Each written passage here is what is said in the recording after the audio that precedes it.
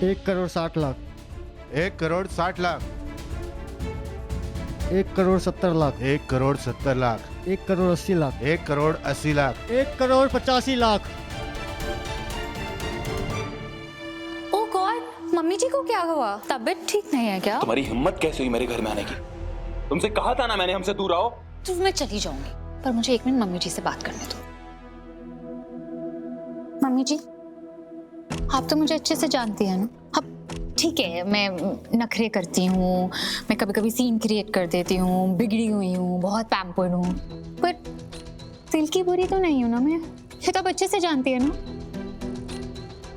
मुझे आज भी आपकी हेल्थ की आपकी परवाह है। देखिए ना, आपके बेटे ने मेरे साथ जो कुछ भी किया उसके बावजूद मैं यहाँ आई हूँ। आप बस इससे बोल दीजिए, बस मुझे एक बारी सॉरी बोल दो, मैं इसे माफ कर दूंगी, बिल्कुल सब कुछ पहले की तरह ठीक हो जाएगा। बस एक सॉरी बोलते हैं मुझे। इनफैक्ट आपका ये घर भी कहीं नहीं जाएगा, आपका घर आपके हाथों से कभी कहीं नहीं जाएगा। बस एक सॉरी मम्मी जी, 1 सॉरी।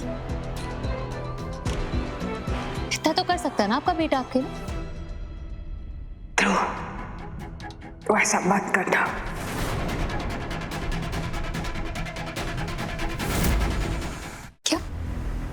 क्या कहा आपने? मेरी मम्मी की तबीयत ना बहुत खराब है। फिर ये जो बोलना चाह रही है मैं तुम्हें साफ साफ बता देता हूँ। हमारा चाहे घर क्यों ना नीलाम हो जाए, हम सड़क पर क्यों ना आ जाए, लेकिन मैं तुम्हें सॉरी नहीं बोलूंगा। आज नहीं, कल नहीं, कभी भी नहीं, समझे तुम? अब निकलो मेरे घर से, गेट आउट। ध्रुव, तुम्हारे जो ईगो है, जो झूठा अहंकार है ना, यही तुम्हें यहाँ तक लेके आई है ध्रुव। सिर्फ तुम्हें नहीं, इनफैक्ट तुम्हारी पूरी फैमिली इस अहंकार में डूबी हुई है। तुम सब मुझे इंसल्ट करना चाहते हो, मुझे नीचा दिखाना चाहते हो, और इसकी कीमत तुम्हारी माँ की जान क्यों ना हो। अपने लिए ना सही ध्रुव, एटलीस्ट अपनी माँ के लिए मुझे सॉरी बोल दो। कहीं इस घर के साथ साथ अपनी माँ को भी ना खो दो। उन्नति,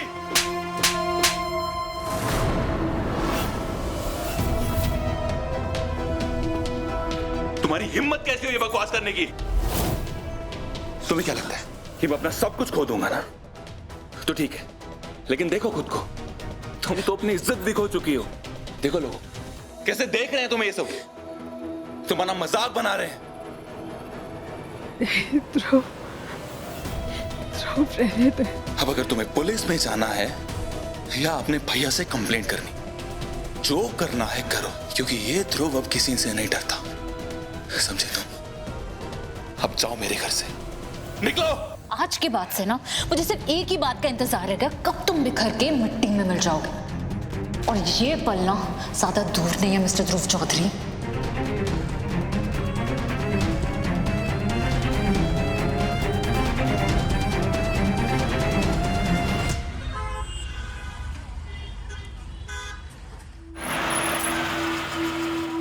दरवाजा खोलो, जल्दी खोलो।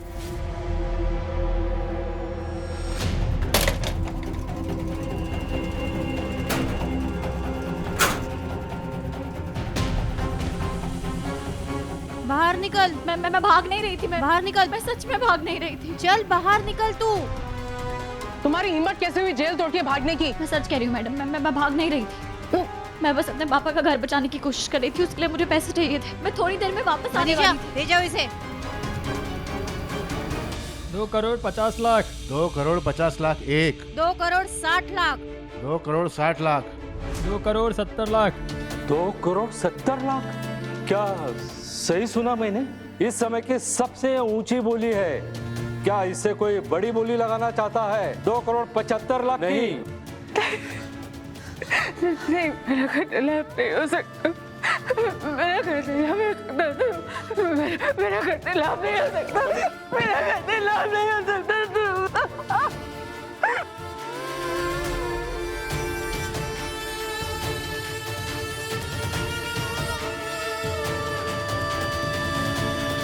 चल अंदर। मैडम प्लीज ये हथकड़ियाँ खोल दीजिए प्लीज।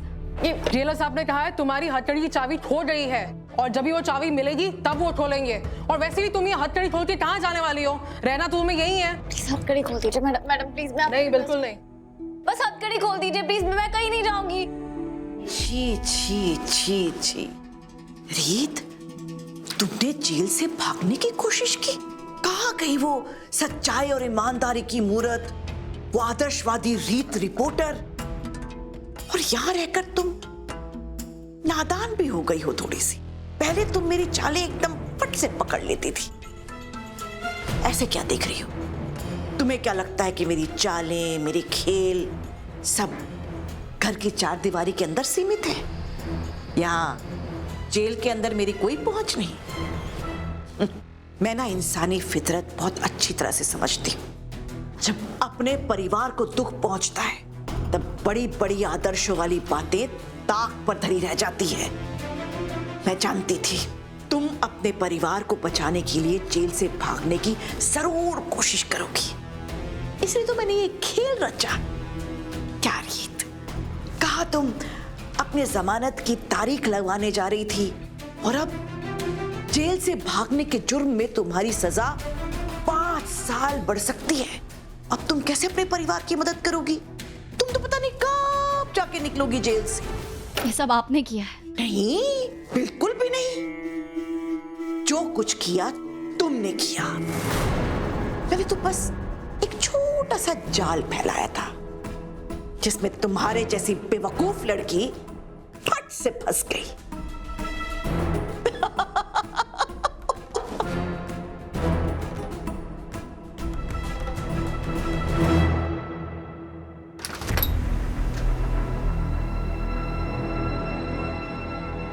रीत, तुम?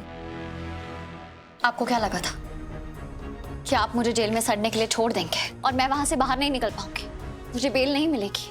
आप गलत थे मिस्टर राघव सूर्यवंशी, क्योंकि सच्चाई और अच्छाई को ज्यादा दिन तक दबाया नहीं जा सकता। पूरी दुनिया आपके इशारों पे नहीं नाचती मिस्टर राघव सूर्यवंशी। और आज जो आपने किया है ना, उसके बाद आपने नीचे गिरने की हर हद पार कर दी है। आपने मेरे परिवार वालों से उनका घर छीन लिया। ऐसा कैसे कर सकते हैं आप? देखो रीत, तुम्हें कोई गलतफहमी हुई। मैंने तुम्हारी फैमिली से तुम्हारा घर नहीं छीना है। अच्छा, तो ध्रुव के रेस्टोरेंट में ताला भी आपने नहीं लगवाया होगा और ना ही मेरे घर की नीलामी में आपका कोई हाथ होगा। आज आपकी वजह से मेरी माँ अनजान लोगों के सामने अपना घर बचाने के लिए हाथ फैला रही है। वो माँ जो आपको बेटा मानती थी, और आपने क्या किया? उन्हें धोखा दे दिया। और पता है आप ऐसा क्यों कर सके? क्योंकि एक वक्त था जब आप हमारे परिवार का हिस्सा थे। आप सब जानते थे ये भी कि कहाँ चोट पहुंचाने से सबसे ज्यादा दर्द होगा। लोग सही कहते हैं, लूटने वाले अक्सर अपने ही होते हैं। वरना गैरों को कहा पता कि दिल की कौन सी दीवार कमजोर है। लेकिन वो अपने हमेशा ये भूल जाते हैं कि उनके कर्म लौट कर आते हैं और अपना पूरा हिसाब किताब करते हैं। इसलिए आप भी उस माँ के शाप से बचेंगे नहीं जिसका आपसे खून का नहीं बल्कि प्यार का रिश्ता था। बस रीत, बहुत बोल चुके तुम। क्या तुम्हें लगता है मैं तुम्हारी फैमिली के साथ ऐसा कर सकता हूँ? माँ के साथ ऐसा कर सकता हूँ? माँ ने मुझे हमेशा बेटे जैसा प्यार और सम्मान इसलिए दिया है क्योंकि मैंने उन्हें अपनी दिल से माँ माना। रहने दीजिए।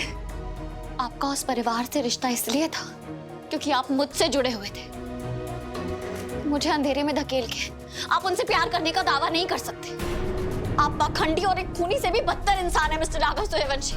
और अगर जरूरत पड़ी ना तो मैं आज किसी कैदी पे भरोसा कर लूंगी, क्योंकि आप वो इंसान है जो एक पूरे परिवार को बर्बाद करने के बाद भी खुद को इंसानियत का मसीहा मानता है। और मुझसे पूछेंगे तो धिक्कार है आप पे।